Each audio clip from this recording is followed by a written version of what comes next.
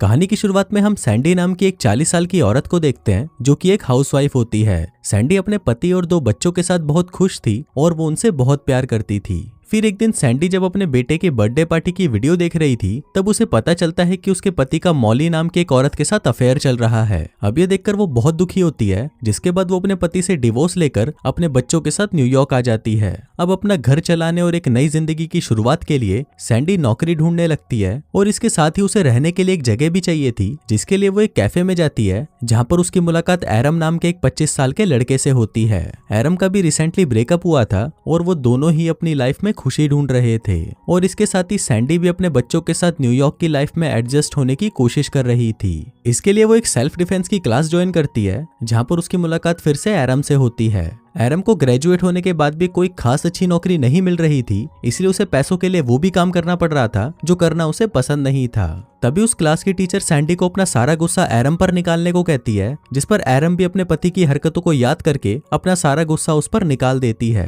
पहले तो वो उसे गंदी गंदी गालियां देती है और फिर वो उसे कुत्ते की तरह मारना शुरू कर देती है। इसके बाद अगले दिन सैंडी एरम से कल की हरकतों के लिए माफी मांगती है और उससे पूछती है कि क्या वो उसके बच्चों का बेबी सिटर बन सकता है, जिस पर एरम भी उसे हाँ बोल देता है। फिर उस रात जब एरम बेबी सिटर के लिए सैंडी के घर पर आता है तब उसे पता चलता है कि सैंडी के बच्चे बहुत अजीब हैं। फिर सैंडी उसे वहीं छोड़कर एक आदमी के साथ डेट पर चली जाती है, पर वो आदमी तो एक नंबर का गधा था और वो सैंडी के साथ काफी अजीब हरकतें कर रहा था, जिससे वो उसके साथ कंफर्टेबल नहीं हो पाती। वहीं घर पर एरम धीरे धीरे सैंडी के बच्चों का दोस्त बन गया था, पर दूसरी तरफ वो आदमी तो सैंडी के साथ और भी अजीब हरकतें कर रहा था। अब सैंडी इन सब चीजों से परेशान हो चुकी थी और वो वापस अपने घर आ जाती है। घर पर एरम ने बच्चों को सुला दिया था और फिर सैंडी एरम को अपनी खराब डेट के बारे में बताने लगती है। फिर अगली सुबह जब एरम कैफे में काम कर रहा था तभी वहां पर सैंडी के दोनों बच्चे आते हैं और उसे बोलते हैं कि उनकी मां मर चुकी है। अभी सुनते ही एरम भागकर उनके साथ उनके घर पर आता है, पर जब वो वहां पर सैंडी को चेक करता है तो वो बच्चों को बताता है कि वो मरी नहीं बल्कि सो रही है। इसके बाद हम सैंडी को देखते हैं जिसकी लाइफ अब पहले से बेटर हो चुकी थी और उसे अपने काम में भी प्रमोशन मिल रहा था। अब क्योंकि सैंडी का काम भी बढ़ रहा था इसलिए वो एरम को परमानेंट बेबी सिटर की जॉब ऑफर करती है, पर उसके इस काम से एरम के मॉम डैड बिल्कुल भी खुश नहीं थे, क्योंकि एरम ने एक अच्छे कॉलेज से ग्रेजुएशन की थी और वो नहीं चाहते थे कि एरम बेबी सिटर वाली जॉब करे। इसलिए उनके कहने पर एरम बेबी सिटिंग के साथ साथ एक बड़ी कंपनी में जॉब भी ढूंढने लगा। अब धीरे धीरे वक्त बीतने लगा और एरम सैंडी और बच्चों के और भी नजदीक आने लगा। वहीं सैंडी के दोस्त भी समझ जाते हैं कि सैंडी अब एरम को पसंद करने लगी है। दूसरी तरफ एरम को भी अब दूसरी लड़कियों में कोई इंटरेस्ट नहीं था और उसे भी सिर्फ सैंडी और उसके बच्चों के साथ ही रहना पसंद था। फिर एक दिन सैंडी एरम को एक फाइटिंग मैच की 2 टिकट्स देती है और उसे कहती है कि तुम अपने दोस्त के साथ ये मैच देखने चले जाना, पर एरम का कोई भी दोस्त नहीं था इसलिए वो सैंडी को ही अपने साथ चलने के लिए पूछता है, जिस पर सैंडी भी उसे हाँ बोल देती है। फिर अगली रात वो दोनों साथ में मैच देखने जाते हैं जहाँ पर सैंडी को भी बहुत मजा आता है। फिर कुछ देर बाद एरम के पास एक आदमी आता है जो कि एक बहुत बड़ी कंपनी का सीईओ था, जहां पर एरम इंटरव्यू देने गया था। फिर उन दोनों की बातों से सैंडी को पता चलता है कि एरम को उस कंपनी में नौकरी मिल गई थी, पर एरम ने बेबी सिटिंग के लिए वो नौकरी छोड़ दी। एरम उसे बताता है कि पहली बार उसे कुछ करने से खुशी मिल रही है और उसे सैंडी और उसके परिवार के साथ रहना बहुत पसंद है। तभी हम देखते हैं कि मैच के दौरान एक बॉक्सर सीधा एरम के ऊपर आकर गिर जाता है, जिससे उसको बहुत चोट लगती है। फिर सैंडी उसे उठाकर अपने घर ले जाती है और उसे आज रात यहीं रुकने को कहती है, पर तभी वहां पर सैंडी का एक्स हस्बैंड आ जाता है और वो सैंडी और बच्चों को एरम के साथ खुश देखकर सैंडी से झगड़ने लगता है। वो उसे कहता है कि सैंडी वापस उसके पास आ जाए। फिर बच्चों को सुलाकर एरम जब वापस बाहर आता है तो वो आदमी एरम को वहां से जाने को कहता है, लेकिन एरम वहीं रुक जाता है और वो सैंडी को उसे अपनी दिल की बात कहने को कहता है। अब सैंडी वो बातें बोल नहीं पा रही थी जो उसने उस सेल्फ डिफेंस की क्लास में बोली थी,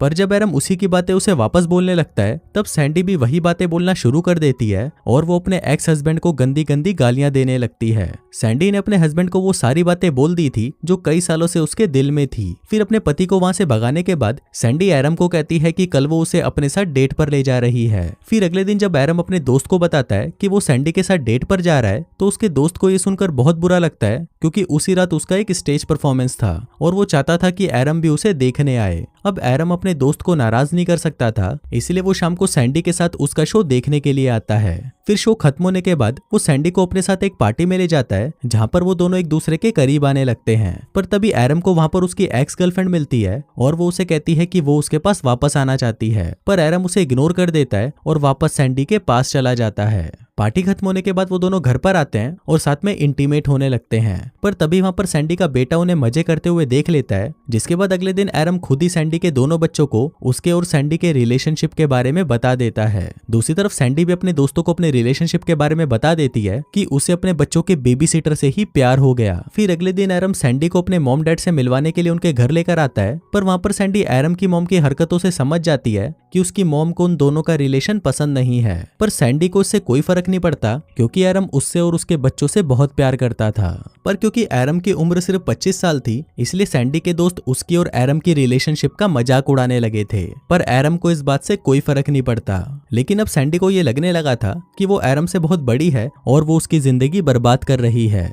फिर एक दिन ऑफिस में काम करते हुए सैंडी को बहुत ही अजीब फील होने लगता है और तब उसे पता चलता है कि वो प्रेग्नेंट है। फिर रात को सैंडी इस बारे में एरम को बताती है, जिसको सुनकर पहले तो एरम घबरा जाता है, पर फिर बाद में वो सैंडी को कहता है कि वो भी यही चाहता है कि सैंडी और एरम हमेशा साथ में रहें। फिर अगले दिन जब वो दोनों डॉक्टर के पास जाते हैं तो डॉक्टर उन्हें बताता है कि सैंडी प्रेग्नेंट तो है, पर वो इस बच्चे को जन्म नहीं दे पाएगी क्योंकि उसकी उम्र बहुत ज्यादा है। अभी सुनकर सैंडी परेशान हो जाती है और बाहर आकर वो एरम से झगड़ने लगती है। झगड़े के दौरान वो एरम से कहती है कि उनका साथ में रहना सही नहीं है, क्योंकि वो उससे 15 साल बड़ी है और उनका रिलेशनशिप आगे नहीं चल सकता। अब क्योंकि उन दोनों का साथ में कोई फ्यूचर नहीं है, इसलिए वो दोनों अब साथ में नहीं रह सकते, और ये बोलकर सैंडी वहां से चली जाती है। अब इसके बाद वो दोनों अलग हो जाते हैं और एरम अपनी बेबी सिटिंग की जॉब छोड़कर ट्रैवल करने के लिए दूसरे देशों में चला जाता है। लेकिन एरम अलग अलग देशों में घूमने के बाद भी सैंडी और उसके बच्चों को ही याद कर रहा था। वहीं दूसरी तरफ सैंडी एक अच्छी माँ बनने की कोशिश कर रही थी और उसे अपनी जॉब में भी एक और प्रमोशन मिल गया था। अब ऐसे करते करते 5 साल बीत जाते हैं और सैंडी एक सक्सेसफुल रिपोर्टर बन जाती है, और वहीं एरम दुनिया के अलग अलग देशों में घूमते हुए बच्चों को पढ़ाने लगता है। एरम के साथ काफी लड़कियां रिलेशनशिप में आने की कोशिश करती हैं, पर एरम उन्हें मना कर देता है क्योंकि अब वो अकेले रहना चाहता था। फिर एक दिन हम सैंडी को उसके बच्चों के साथ एक रेस्टोरेंट में देखते हैं। तभी सैंडी की मुलाकात वहां पर एरम से होती है और वो दोनों ही एक दूसरे को देखकर बहुत खुश होते हैं। फिर एरम उसे बताता है कि कुछ सालों पहले बांग्लादेश में उसने एक बच्चे को अडॉप्ट कर लिया था और अब वो दोनों साथ में रहते हैं। फिर जब सैंडी को पता चलता है कि एरम अभी भी सिंगल ही है, तो सैंडी एरम के साथ वापस रिलेशनशिप में आ जाती है और वो दोनों खुशी खुशी साथ रहने लगते हैं। और इसी के साथ ही ये कहानी यहीं खत्म हो जाती है।